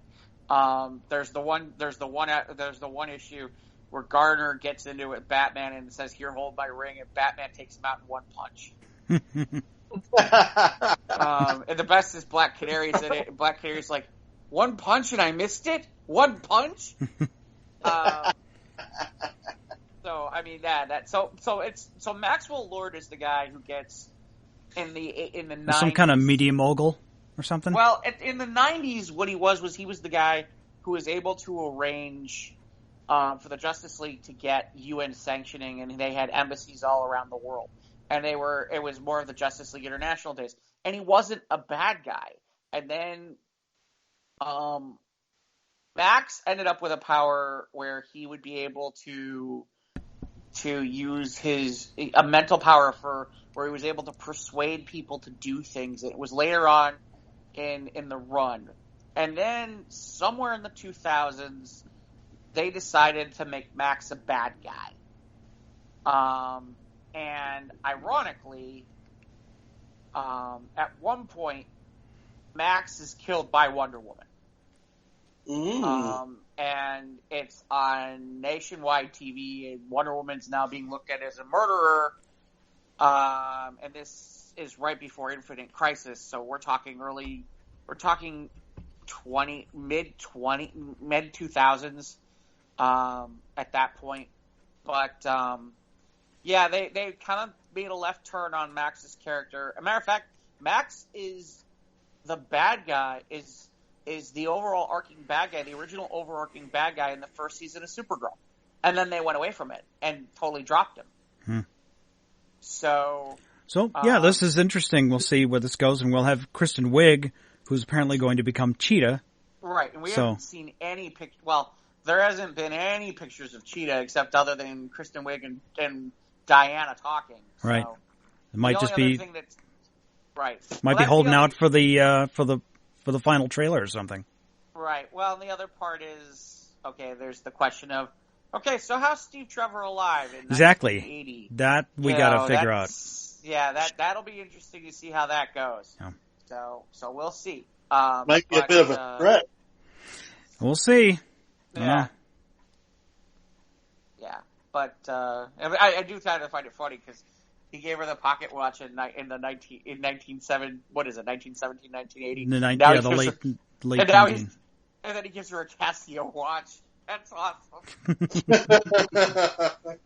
Yeah. Which is like the staple of like the 80s. It's like it's either that or a Swatch, one of the two. And I don't think a guy would be caught dead wearing a Swatch at that point. I had a couple of Swatches back in the 80s. Yeah, but like an adult male? Yeah. Yeah, no. Okay. So yeah, Wonder Woman, we're going to go see it. So then today, as of today, we got the trailer for the Ghostbusters. Almost became the movie Ghost Breakers. Yeah, because they couldn't secure the rights from Filmation from that old 70s show, the Ghostbusters. Oh, you're talking about the one with the two guys and the ape? Yeah, exactly. Yeah, that's a great story. If you go to the movies that made us, there's a great documentary about how they at one point they had to just say, we're calling it Ghostbusters. And they rolled the dice and they managed to get the rights to the name. But anyway, so yeah, the Ghostbusters trailer dropped today with Paul Rudd, and I'm interested. But at the end, I got the goosebumps at the end when we heard Bill Murray saying, "Call it fate, call it luck, call it karma." Yeah, and I'm not a big fan of the Ghostbusters, but this one I did get the member berries. Mm-hmm. So it's interesting because, I was a little surprised that it looks like we're going to, the basis to this is kind of the really younger kids. Yeah, everyone's all like, oh, the girls failed, so now we're trying it with kids. Well, and the other thing is everybody's like, oh, this looks like Stranger Things. And of course... You mean Stranger Things looks like Goonies? Yeah, well, again, the other... Well, I guess the lead kid is the kid from Stranger Things, too, so I don't know. I was intrigued enough. I feel like you're right, Mike. I feel like it's kind of funny because immediately came the backlash of, were they trying to make Ghostbusters Stranger Things? And then I've already started to see what I've been waiting for, which is I've been waiting for the people who want to sit there and say, how is this better than 2016 with the women? And I'm like, oh. Well, it's not a reboot. It's not a stand. It's going to be a continuation. Yeah. We know Aykroyd will be in it. We know. They're all in it. Yeah, Bill Murray, Sigourney Weaver, maybe even a bit role from Rick Moranis, and we know what's his name. Winston Zedmore, what's his name? Ernie Hudson. Yes, thank you, Ernie Hudson. Yeah, I thought my understanding was they confirmed that pretty much the entire old cast was back in. I think didn't a couple of the actors pass since the original book? Well, yeah, Harold Ramis. Right. Harold Ramis would be the one. I didn't catch it, but at the one point, Mike, it's funny because I happen to be watching. I caught this passing in Entertainment Tonight. I didn't catch it, but at one point, it looks like the kids are chasing Slimer through through the town. Yeah, through the town, and I didn't catch that was Slimer at first. But yeah, I saw a little blur of green. Yeah, they were after. I figured it might have been just a ghost, but yeah, it's Slimer. It's funny. There were a few people whose reaction is, isn't this supposed to have like the originals in it? How come I don't see them in there? And I'm like, I'm kind of glad you don't. You gotta save something for the actual movie. Yeah, yeah. If anything, I'm intrigued to see how they come into this. Yeah. You know? I'm curious to see how that works. And I love Paul. Paul Rudd makes sense. It'll be interesting. Yeah. No, I'm with the idea. If anything, I kind of laugh. If anything, my one comment would be, it would have been interesting to have found a way to figure out a way to maybe they could have figured out a way to bring the girls in, or the women, or at least one or two. Maybe they could have figured out a way. It wouldn't hurt. I don't know, but I get that they didn't. You know what? If that were to be something that could be done within the frame of the movie, right? If they got a job that's too big for the four of them, they call in the auxiliary, and then here come the girls. Well, I don't even know why I want to call them auxiliary, but I think maybe there could have been a way to. Well, the problem is with the framework from the previous movie, it would have been rough. You'd have had to have figured out a way to make it work within, or maybe, you know what, recast them as new characters. There you go. Don't know. I don't know. I mean, I think that's already too much work going into that point of it. Well, again, you know what? Honestly, fine. You don't recast all four of them. Maybe you can only fit one or two in. Well, then I don't know. You bring a couple of them back in, or have them as part of an incidental part of the movie. Yeah, but again, like I said, to me, to me, it's assuming they would have taken the because- job. I mean, the movie's gotten a lot of bad press.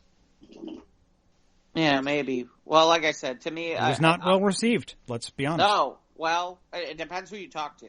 I mean, I've had some people where it's like, "Oh, it's a great movie." Again, it depends on who you talk to. I mean, I know people. It depends on your own merit. You got to find out yourself on these things. But I think the general audience didn't care for it because it was a bad story, not just because there were women. Well, and it's funny because I know a lot of guys who have daughters who were like, "Oh, my daughters loved that movie." Well, good on them. Like I said, I mean, I'm just telling you. I'm not saying that you're wrong. I'm just saying there are people from the other side of that perspective. But you're right. But I'm not one of them. Trust me, I'm definitely apparently not one of them. One of the kids is going to be like Egon's granddaughter. Yeah, that's my understanding. Some people are speculating like he could come back as a ghost like mentor, and I'm like, I don't know if that's. No, we'll see. Yeah, I don't know about that. That almost falls on the team for it, Yeah, I don't know. Just let Harold Ramis rest in peace. The only thing that could be amusing is like, what if like, okay, Egon's spirit ended up in somebody else's body, so that then that way you didn't have to have like Harold a CG Ramis' ghost of Harold Ramis. Yeah, so you didn't do it that way, but like if you had like Harold Ramis' spirit enter into like, I don't know, I'm obviously Paul. Have his spirit still in the firehouse. He's haunting the firehouse. Well, this movie I don't think even takes place in New York City at all. Oh? No, well, so far it doesn't look like it, but you never know. Who knows? Yeah. Who knows? We have just saw the 2-minute trailer, so we don't know about the 2-hour movie. So right, exactly. Yeah. They hide a lot on that, and I'm kind of glad because I'm intrigued enough to go. Okay, I want to see a little bit more. Yeah, the old firehouse, the Ghostbusters building is still there. It's an actual firehouse now. Although it's funny now that I'm thinking about it, I do remember seeing when Paul Rudd announced that he was going to be in Ghostbusters, that he was walking around out near where the old Ghostbuster firehouse was, but I don't think that was part of the movie. Might not have been. I don't think it was. We'll see. Yeah, so trailers, overall, they look good. I don't know if all of them are going to get my money, but we'll see. I know Ivan said he saw The Irishman. I still have yet to see it. Any thoughts? Yeah, Ivan, tell us what you thought about The Irishman. Okay, well, the fact that I could fire off on all the tunes they used in the movie, it's a great soundtrack. It's a good soundtrack. Okay, that's a good start. Okay. It's a good soundtrack. Okay, as far were as... Were you able to make it through all 3 hours of the movie? Because people seem to be complaining about that. Well, okay, I made it through all 3 hours of the movie, but only because I was more intrigued as to why they put so much time in the movie. I thought the movie was really long. Okay. There were a few scenes that I feel could have been shortened. There are a few parts of the movie that they could have done completely without, like pretty much like the last 60 minutes, actually. Wow. So my point of it is that, okay, yes, Scorsese and, De Niro were the ones that were producing this motion picture and such, directing or whatever capacity that they're in. And yeah, it had a lot of good moments. It had a lot of things that kept you at the end of your seat. It had a lot of things that kept you intrigued, kept you thinking, and you're playing armchair lawyer, / armchair, policeman, figuring this whole thing. Hold on. Someone's receiving a telephone call. Hold on. Oh, okay. Well, I guess we're gonna have to wait for Ivan's review of The Irishman. Oh, no, might be De Niro calling him, saying, "Better not say nothing bad about the movie." Yeah, Don't say nothing bad, motherfucker. They're going, what do you mean my movie's too long? What do you say, motherfucker? Yeah. I'm going to break your fucking head. Have you seen how annoyed he is about the fact that people complain about it's too long? Scorsese.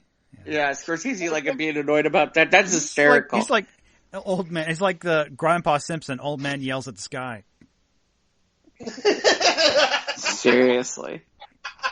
I kind of find it funny. I'm like, and there's a part of me where I'm like, and the other part of it is I do kind of laugh about it because it's like, it's a 3 hour, it's like, it's not like you're at the movie theater. No, but You're at home. I gotta go to the bathroom. Okay, hit pause. How long is that? But the thing is, okay, yeah, the length. They could have put everything into 90 minutes, an hour, an hour and a half, maybe an hour and 45 minutes tops, but not no 3 hours, man. Really? Yeah, and but this is just this is just my humble opinion on the whole thing. And, I'm a person, I look at a movie, sometimes if I get to a point where I'm dissecting certain things out of a movie, that's not a good thing. So, i.e. Cadillac Records. But, it just comes off to the whole thing where you're just like, okay, that was cool, that was cool, that was cool, why'd they do that?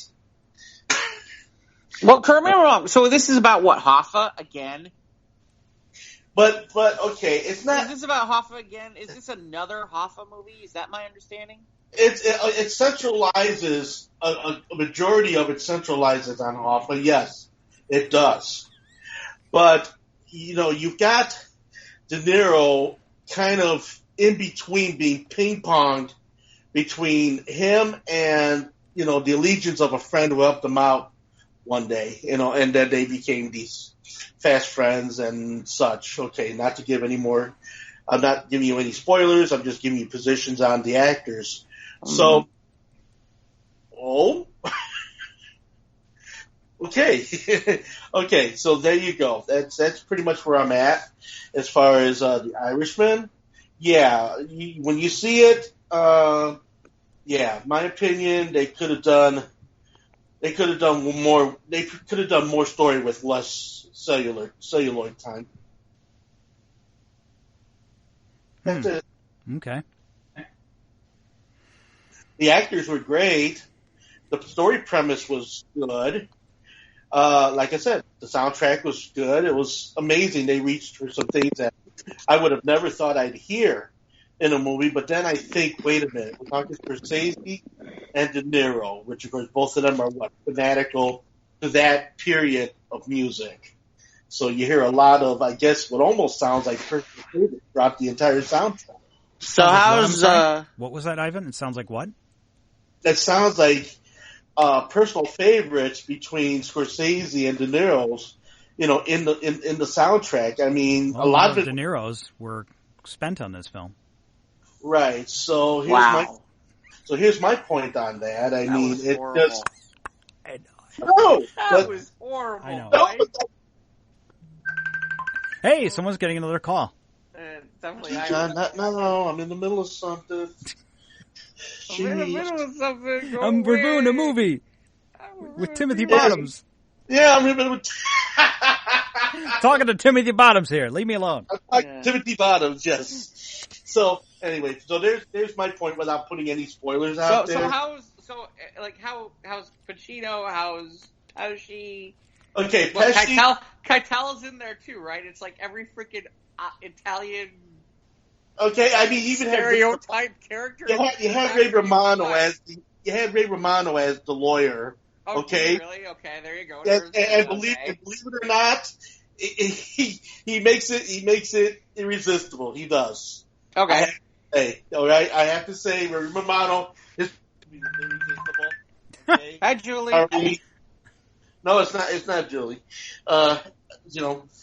Dijon's trying to Timothy Bottoms. No, it's not Timothy Bottoms. But anyway, sorry about that. Little Bub? What? Little Bub from Back Beyond the Grave? No, he's not. Timothy Bub. Little Bub doesn't know how to operate. Bub. Timothy Bub. No, anyway. No, but that's the actors were great in the movie. I mean, no, they didn't step too far away from what they would have done from their other type of heavies in their movies and stuff. But yeah, a lot of it had character. A lot of it, had some good dialogue. A lot of it, was. But, I have to say, for what I enjoyed of the portions of it, it was well done. Just like I said, the length, like I said, they could have shaved a lot off of it. They could have shaved a lot of exterior shots out of it. They could have shaved some transitional pieces out of it. But, that being what it is, there you go. coming down to that, yeah. I mean, is it a good movie? Okay, it's a good movie. It's a long movie. So so how many yeah-mans? So yeah-mans, I would have to go with 3. Okay, 3 out of 5? 3 out of 5? Wow. Yeah. Mm. I would have to give it 3 out of 5, which is, better than average, but because of its length and because of certain continuities in the movie, yeah, that's pretty much what set me. Some people like the length. Well, a lot of women do, but what are you gonna do? I wasn't talking about women. What are you talking about? You talking about length? Yeah, well. I think the only thing, unless you've got anything else, the only thing I got left is, we're recording on Monday night, so I'm not watching episode 2 of this yet, but I did catch the first episode of the Crisis thing. We'll probably talk more about it next week because all 3 episodes will have aired, and we can kind of talk about that more. Yeah. Right. But you watched it too, so as somebody who doesn't watch regularly, I'm curious your reactions. It's the same feel as to why I can't get into the CW. It's just me. It's not a problem with the show. It's just me. Mm-hmm. It's very wordy. I mean, some of the dialogue, some of the soliloquies, or what you want to call it, the monologuing that goes on, it looks good on paper, and it would look good while reading a comic, but it doesn't translate to the small screen well enough. Like the little exchange between Luthor, I think was the chick, or the evil chick. Yeah, they needed help. They had to go to her to get the ships to evacuate the planet. Yeah, Lena Luthor. Yeah, and she's like, it would be hubris of me to think that I would put myself above the race or something because of our friendship or something like that. I'm like, oh my god, the dialogue's a little clunky for me. But so the problem here's the one. I'm back. So one of the things not that, but I mean. So one of the things that's kind of interesting about when they do these crossovers is that technically these are episodes of the actual shows. They're not like a separate thing, if you understand what I mean. Because like when people watch them as a season, they will be a part of those seasons. So what ends up happening is, like, for example, the first episode was Supergirl, so certain things from Supergirl were brought into the episode. Like, for example, the stuff with the Lena stuff and what's her name? Oh God, the sister. Kate. Is that her name? The what's her name? I can't remember. The one who plays Supergirl's sister that I can't remember the name. Yeah. I could see how your reaction would be to that because it's not something you watch on a regular basis. No, but I mean, like, the way the two were talking to each other just seemed a little like the actors did a good job, but just like looking at the dialogue on paper, it looks better on paper. Again, the one thing I would say is based on some of the recent storylines, because that's only happened recently. Yeah. That's only happened recently, so I feel like there's still a lot there that they're trying, there's a lot of gray area in those conversations, and that's the reason why it's sounding like that. Yeah. But I understand completely. One of the complaints, one of the few things I had an issue with was it took a while to get to, okay, let's get to it. The only thing is it's funny because I saw a comment from Guggenheim, who's the showrunner for the CW shows, and his comment was, he's like, I don't even think we had the budget that the Avengers Endgame had for their catering department. Right, exactly. For the money, I mean, it's good. I mean, the action's good. The effects are good for television. Yeah. Well, I think that's the reason why sometimes you get some of those wordy sequences. Because there was a part of me too where I'm like, "Come on, let's get to it." Yeah, they're just filling dialogue. You got to filling time. Like, right. Well, it's not even that. It's like some of these characters you want to see the personal interactions because you're invested in those characters and right. If you're watching the shows regularly, they have deep histories. Right, and they don't cross these characters over as much as you think. Yeah.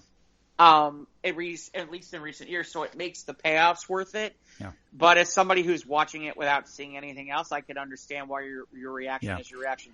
And the other thing is, I'm a little bit more conditioned from the past, which is there are times where I'm like, can we get to it? And it's like, oh wait, I forgot. We're out of budget. Yeah.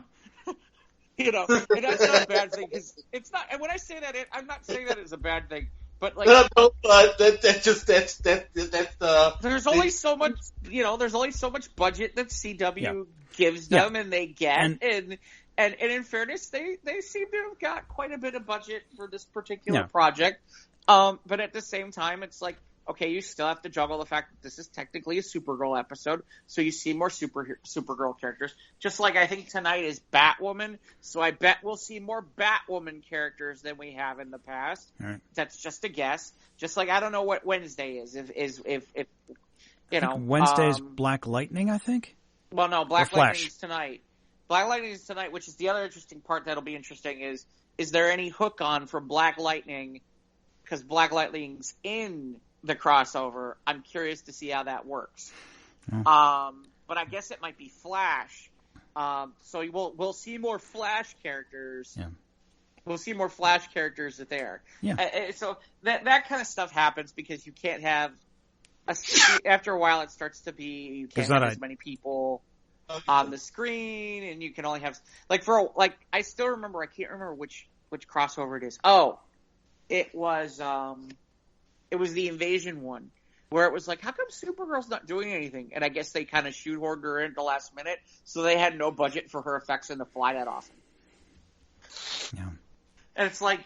Is that partially why maybe they moved, like Clark and Lois went to Argo City? Because they couldn't afford to have them flying around all the time? Well, that's just the storyline perspective because obviously you're having a Supergirl show. But it's interesting because... It looks as though so there's two pilots that are being talked about that are being looked at. One is Green Arrow's daughter and the two women who are playing Black Canary as Green Arrow and the Canaries, which I'm curious to see which time frame that gets put in, but I'm interested.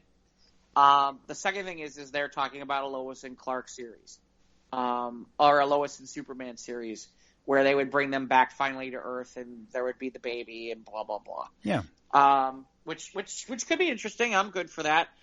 I'm good for a Superman series. Yeah, but I'm all in, and I can't wait to watch episode 2 because of 2 words. What are those 2 words? Nice glasses. That floored me, man. Loved it. Which part was that? I missed which part was Nice Glasses? I can't remember. Brandon Routh's Clark Kent meets Supergirl Superman Clark Kent. Okay. That was awesome.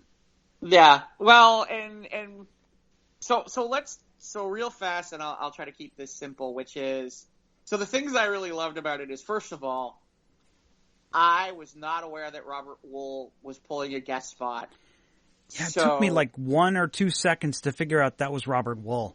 Right. As Alexander Knox. Knox. The other part is it's Sly because it's Earth 89. Yeah, Earth 89, Batman, and you hear the dun, dun, dun, dun. Yeah. Which is the Tim Burton year that they put out the Batman show. Exactly. So, the Batman movie. So that was cool. Then the interesting part was they go to Earth, what they call Earth 9, and then they show the scene from Titans. Yeah, we did see Titan and we saw Hawk. Right, we saw Robin and we saw Robin and Hawk. Yeah. And then, you know, we saw Earth X where we saw Ray, and Ray was in the Crisis on Earth X thing that they did a few years back. And that's also who they're using for, I guess there's a cartoon on the Seed for the Ray, for CW Seed. And then the best one of all is Earth 66. That's how they brought in Burt Ward. And Ivan would love this. Burt Ward's walking down the street. He's walking a German Shepherd, which is the same as Bat-Hound. Yeah, and he's like, and the colors he's wearing for the outfit. Yeah, like the sweaters and the Robin colors. Stuff, yeah, but it looks all like the Robin colors. And he's like, and I put it up as my screensaver for my background saver for my page because it's awesome. which is hold on, I gotta get the exact quote because I want to make sure I do it justice. I have it. Do you have it? Holy crimson skies of death! Wow. Hey, it's Burt Ward calling. Sorry. See, speaking of Crimson Skies of Death, people are calling Ivan. But yeah, I thought that was. I loved that. I thought that was good. And look, it's interesting because we all knew that Green Arrow was supposedly supposed to die. A lot of people didn't think it would be in episode 1. Did I expect it to happen in the first episode? No. So I was like, oh, you're just making this up. You're just claiming he's going to... Okay, he's dead. Okay. Well, we have 4 more episodes and he's already dead. So let's see where this goes. Because like I said, I thought it'd be Brandon Routh because I guess the Atom is... he's not going to be playing the Atom much longer, and they're going to bring in somebody to play Ryan Choi, who ended up being the new Atom at some point. Especially because at some point Brandon Routh is going to end up playing Kingdom Come Superman, and I don't know if you've seen the pictures, but it looks freaking awesome of him playing Kingdom Come Superman, and I can't wait to see it. So we'll see. But yeah, I thought it was, other than the fact it took a little time to get into everything, and I kind of agree with you at points it was a little wordy. Solid. Yeah. Yeah, I'm in. I'll watch the whole thing. I'm looking forward to watching, and now in fairness, I did not watch the after show with Kevin Smith. I still have it recorded. I haven't watched it. I don't know. As soon as he came on screen, I was like, oh, shut up. I'm like, oh, shut up. Just go away. I don't know. I can't do it. Anyway, yeah, we'll talk more about this next week. Yeah, we'll go until we get parts 2 and 3, and we'll have a couple of weeks over the holidays to absorb and process. Yep. So, yeah, I think. Well, no, I think we can talk about it on the next show after that.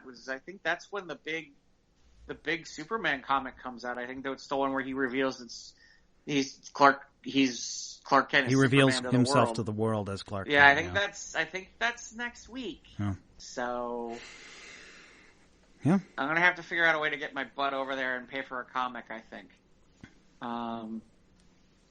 But, do you reserve a copy? Because a lot of stores now, a lot of comic shops now, they only order as many as their pre-orders because they don't want any extra copies lying around. Yeah, I don't think...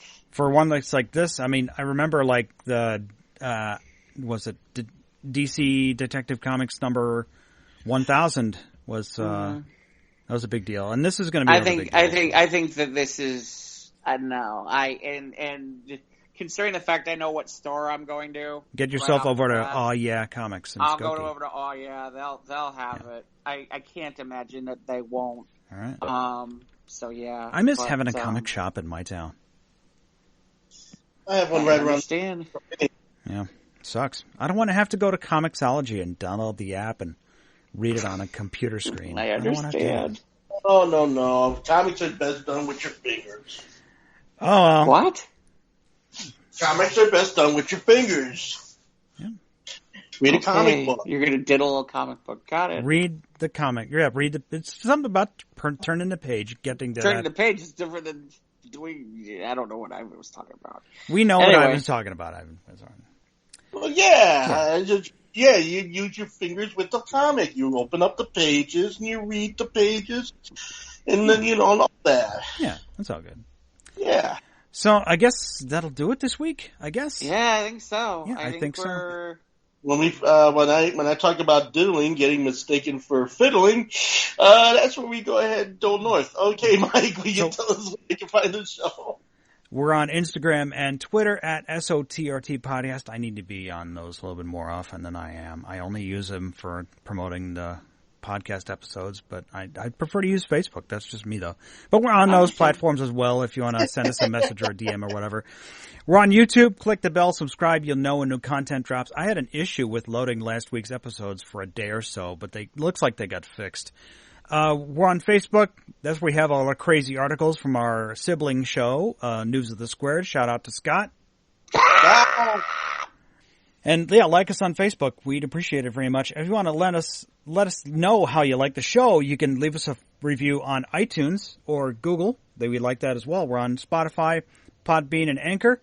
And you can email us at sotrtpodcast@gmail.com. All right. Everyone, thanks for joining us for this edition of the Squares on the Round Table. We'll catch up with you in a couple of weeks. Have a wonderful, wonderful holidays. We'll Christmas. Be back next week. Oh, well, okay. We'll see you. Well, Ivan won't be. Ivan won't be here. We'll see Ivan next year. Yeah, you'll see me next year. But, okay, you'll catch up with Mike and Jeff on next week's show. And then the following show, well, we'll probably be taking a powder, but we'll catch up with you in 2020. We'll see you then, or talk to you then, and yes, in the future, Ivan. Yes. In the distant future, not so distant. In the future, we'll have to lose our luggage beforehand. That's right. Take care, everybody.